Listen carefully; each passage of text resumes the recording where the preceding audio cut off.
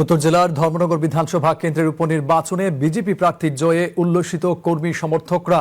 দূরদর্শনকে দেওয়া একান্ত সাক্ষাৎকারে মন্ত্রী সুধাংশু দাস এই জয় আগামী দিনে রাজ্যের রাজনৈতিক সমীকরণে গুরুত্বপূর্ণ প্রভাব ফেলবে বলে আশা প্রকাশ করেন।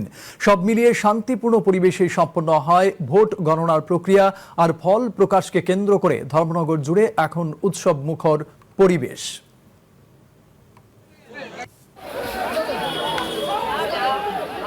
এই জয় নিঃসন্দেহে আমাদের প্রত্যাশিত জয়। তবে সবচেয়ে আনন্দের বিষয় হচ্ছে চীনের দালাল, পাকিস্তানের আতঙ্কবাদীদের সমর্থনকারী, আমাদের বাংলাদেশের মৌলবাদের সমর্থনকারী কমিউনিস্ট পার্টি সম্পূর্ণরূপে নিঃস্ব হয়ে গেছে, কমিউনিস্ট মুক্ত হয়ে গেছে দেশ।